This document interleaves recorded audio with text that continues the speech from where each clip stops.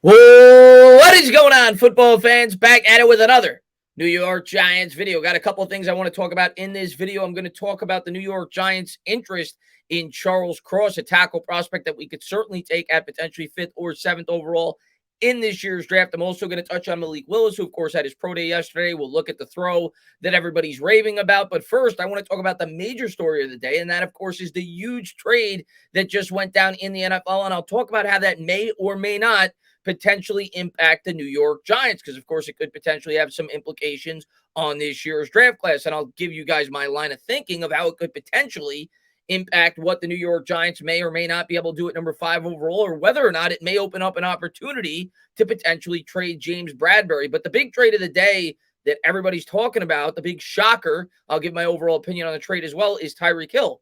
Tyreek Hill is now traded to the Miami Dolphins. And if there is one winner this offseason, it's Tua Tagovailoa. The Miami Dolphins did everything in their power to get this guy what he needs to be a successful quarterback. In addition to that, I believe they also brought in Teddy Bridgewater as the backup. But now you got Armstead, one of the prominent left tackles in the NFL. He's a 3-time Pro Bowler, 3 of the last 4 years. And now you get him arguably the best wide receiver in the NFL, if not the best, one of the best, and certainly one of the most explosive, with Tyreek Hill opposite Jalen Waddle, who, in my opinion, was the most explosive wide receiver in last year's draft class. So you have a very dynamic wide receiving core. They gave up a ton to get him, though. Let's get into the specifics of the trade. Then we'll talk further about Cross and Malik Willis. We received a possible clue. Oh, I'm sorry. This is about Malik Willis. I pulled up the wrong one. My apologies. Here it is from Adam Schefter. The Chiefs are trading 6-time Pro Bowler wide receiver Tyreek Hill to the Miami Dolphins for 5 draft picks, a 2022 first-round pick, 29th overall, a second-round pick, 50th overall, a 4th-round pick, as well as a 4th and 6th-round pick in the 2023 draft, sources tell ESPN. In addition to that, the New York Jets were also very heavily involved. Reports came out that they had accepted both offers, but they ultimately ended up going with the Miami Dolphins package. The Jets package apparently did not include a first-round pick, so I would assume it included more mid-round picks. Regardless, they went with the Miami Dolphins package, and in that package, like it said, you got a late first-round pick, a mid-second-round pick, I think it was 2 4th-round picks, and a 6th-round pick, not to mention they now will have added cap space due to the fact that they will not have to pay Tyreek Hill the contract that he got, which I think amounts between $25 to $30 million a year. A lot of money. The way I'll look at this from a Kansas City Chiefs perspective is much like the same way I would look at it from a Green Bay Packers perspective when they let go of Devontae Adams. I think you see two organizations that realize that they're paying their quarterback $50 million. We all realize that the cap space is about $200 million, and they said to themselves, it's not in the team's best interest to use the limited cap space that we have as is to pay a wide receiver. Let's go out and let's draft one. So I think both the Packers and the Chiefs will be looking for wide receivers early in this year's draft. Is that going to affect the offense? Of course. Tyreek Hill is one of the most dynamic wide receivers in the NFL. However, that being said, I think this is a very good trade for the Kansas City Chiefs. You may not be able to replace Tyreek Hill. However, that being said, I think that money could be better utilized when you have a quarterback like Pat Mahomes. If he's as good as everybody says, and you have an offensive mastermind like Andy Reid, you look at some of the production he's gotten out of much less wide receivers throughout his career, I think they could get by without paying Tyreek Hill $30 million. And to get the draft capital they did, I think they'll have a lot of opportunity to fill in some weapons for that offense. Expect the Kansas City Chiefs to probably draft an explosive wide receiver early in this year's draft. I could see Jahan Dotson from Penn State. He's one of the more explosive receivers in the first round. Who knows where they go, but I do expect them to take at least one wide receiver with one of those 2 picks, and now suddenly they have some more cap space. So from a New York Giants perspective, just from the Kansas City Chiefs part of this trade, we all know that the Chiefs need some help in that secondary. We all know that the New York Giants need to ship James Bradberry away from the New York Giants. Right now, the Giants have no cap space. They have to be able to pay their draft picks this year. And it could make a lot of sense for a win-now franchise if they feel they need that cornerback. They need to use these draft picks on a wide receiver. They now have extra draft picks. Maybe the Giants are able to get a couple of 4th-round draft picks. I don't know what the package would be, but they could be a potential suitor for James Bradberry. I certainly think that could potentially work. I'm not too aware of what the Kansas City Chiefs cap situation is, but with Tyreek Hill no longer on the roster, you have to figure that freed up some money. Of course, Bradberry only has 1 year left on his deal, so I don't expect the New York Giants to get a ton, but if you could get something for Bradberry, that would be better than nothing. And I think the Chiefs could be a really good fit. In terms of how it could potentially affect the New York Giants draft pick, well, when I thought about it, and a lot of people mentioned this on Twitter as well, you got the New York Jets picking at 4th overall in front of the New York Giants. The Jets were trying to get a wide receiver. They did not get him. I still think the Jets will be looking for a wide receiver, but more than likely at the 10th overall selection. But now when you look around in this division, you look at the Miami Dolphins wide receiving core, like I said, between Hill and Waddle, you got to be able to cover these guys. And the New York Jets, one of their biggest glaring holes is in the secondary. I think this only increases the probability, especially with the potent offense in Buffalo as well, that the New York Jets may very well look to take a cornerback at 4th overall. They may or may not. They certainly could still go tackle. Who knows what they're going to do? But I think the probability only went up with this trade going through. You have to play to the strength from within your division. The Jets are going to have to cover. The Dolphins are absolutely loaded now at the wide receiver position along with the Buffalo Bills. So I could very well see the Jets taking a cornerback, which I think is good news for the New York Giants. Listen, I know a lot of you guys want Sauce Gardner, and they may not even go with Sauce Gardner if they go corner. They could very well go Stingley. But even if they took Sauce Gardner, I think it's more important for the Giants to get one of those prominent tackles. Now, how the New York Giants have these tackles ranked, I don't know. For all we know, they may have Charles Cross ranked higher. Going into the draft in 2020, not many people thought Andrew Thomas was going to be the top-ranked tackle. He was, but it would be nice for the Giants to have their pick of the litter. I think as Giants fans, we're hoping for no more than one tackle to go in the top 4 picks. I would love a crack at potentially Evan Neal or Aquanu, but Charles Cross seems to be garnering more interest from the New York Giants. I'm sure you'll see a lot of rumors, though, about the other 2 tackles as their pro days get underway. I think Evan Neal's pro day is on the 30th. But the New York Giants were in attendance yesterday for Charles Cross's pro day. In addition to that, they were also in attendance for the Malik Willis pro day. Now, to my understanding, the Giants didn't have a lot of people there. I think it was just Shea Tierney. The quarterback coach was at the Malik Willis tryout. The Carolina Panthers brought their entire coaching staff. Obviously, Mike Tomlin was there from the Steelers. So I think more teams had more people, but the Giants did have somebody there representing the football team scouting out Malik Willis. We'll get into exactly how Malik Willis looked. Listen, I watched the pro day start to finish live on the NFL Network. The guy's got tools. There's no doubt about it. He's got mobility. He's got arm strength. I still do not think the New York Giants are going to be taking a quarterback in this year's draft. If they do, maybe they do take a guy like Malik Willis. But if they don't, this is nothing but great news that these quarterbacks are getting a lot of attention. The day before, Malik Willis got a lot of attention. Kenny Pickett got a lot of attention as well when people were raving about how he looked in his pro day. And all it takes is a team or two to fall in love with one of these quarterbacks that may look to jump the Giants in the top 4, potentially look to acquire the Giants draft pick at 5th overall to take one of these quarterbacks. Let's take a quick look at how Malik Willis looked. I'm only going to show you the highlight throw that everybody's raving about, but here it is.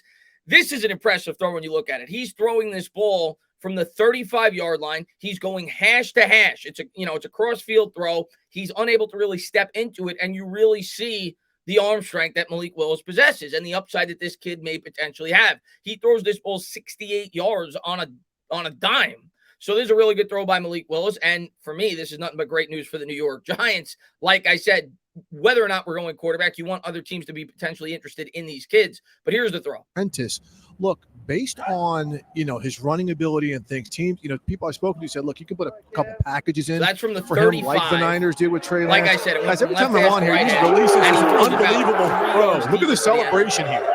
So you're talking about 67, 68. Look at Malik Willis. Look at him running down to the end zone. Impressive throw. Make no mistake about it. That is an impressive throw. That's the show up And I'm sure it got a lot of New York Giants fans and football fans excited. And that's what those pro days do. We saw it last year with Zach Wilson. He started moving up draft charts due to the fact that people loved him at his pro day. And hopefully that'll be the case for Malik Willis. I, as a Giants fan, personally do not favor taking a quarterback in this year's draft. But like I said, I would love it if other teams fall in love with him or fall in love with Kenny Pickett and are willing to potentially jump the Giants or just take him.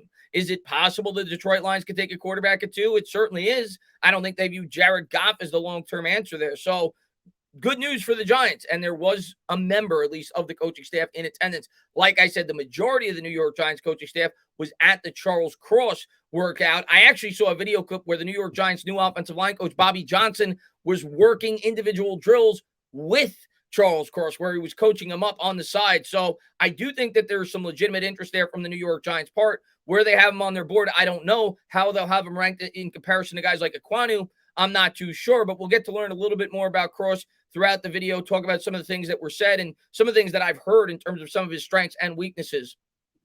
This coming out about Malik Willis. We received a possible clue into who the team might be targeting on Tuesday as the NFL Network's Daniel Jeremiah reported that the Falcons were one of several teams with significant interest in Liberty quarterback Malik Willis, along with the Panthers and Seahawks. This interest seems to be further confirmed by the presence of their general manager and VP of player personnel, Kyle Smith, at Liberty's Pro Day on Tuesday. So when you look at those teams, you've got the Falcons at 8, you've got the Panthers at 6, you got the Seahawks at 9, all of whom pick behind the New York Giants. All of whom may potentially be willing to move up, whether it be with the Giants or potentially, say, with the Jets at 4 or whoever, to go up and get Malik Willis. We'll have to wait and see. There's a lot of smoke. I think the Giants should show interest, to be honest with you, whether or not they want him, because you want a team to jump you to take a quarterback. It increases the probability of you getting one of these tackle prospects or you getting a guy like Kayvon Thibodeau. The more the merrier. So we'll see. But I do think that it's at least a possibility that we could see a quarterback go a little bit earlier than some people may have thought, say a month or two ago. Now we're going to talk about Charles Cross, who, like I said, seems to be a great divide, at least on Twitter, amongst the Giants fan base, how they feel about this prospect.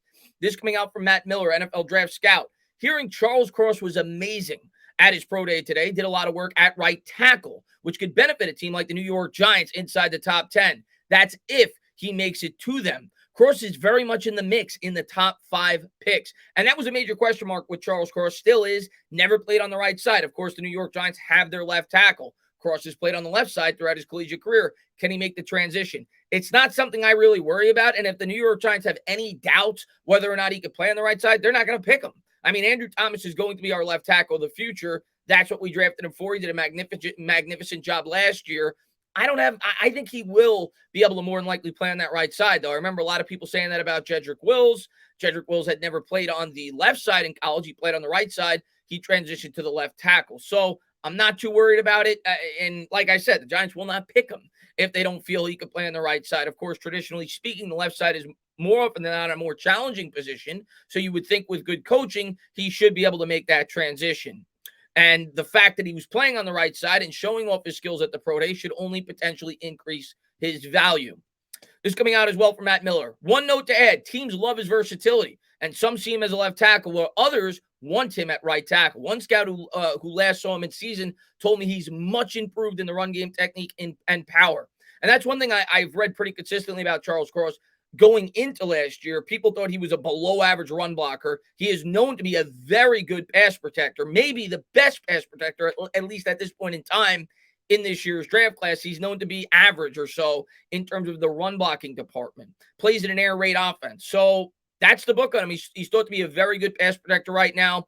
Maybe not the upside of the other two prospects, but certainly a very capable blocker and a guy that I would not mind if the New York Giants took.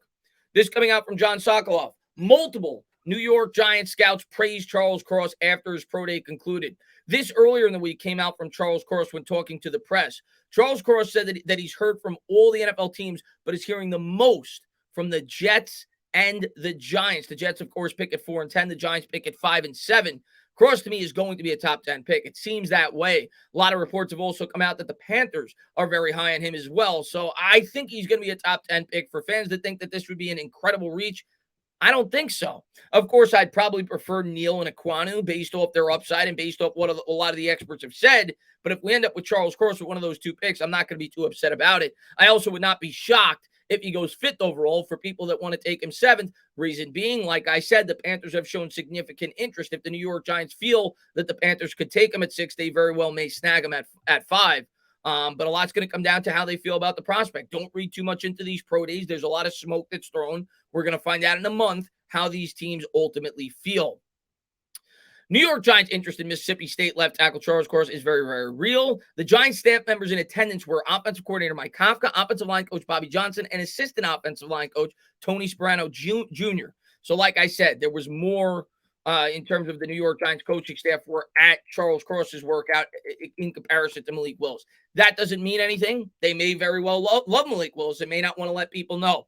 It's a guessing game. We'll have to wait and see. Willis impressed yesterday. That's good if you want a quarterback. That's good if you don't. regardless. The kid definitely has some potential. Of course, there's question marks there. A lot of people talk about how he needs to work significantly in terms of his mechanics. And he's, of course, a very raw prospect, but the tools are there. And it's very possible one of these teams that were mentioned could certainly fall in love with him in the top 5 picks of this year's draft. As always, guys, if you liked what you watched, please subscribe, drop a comment, maybe give me a little thumbs up. Cheers.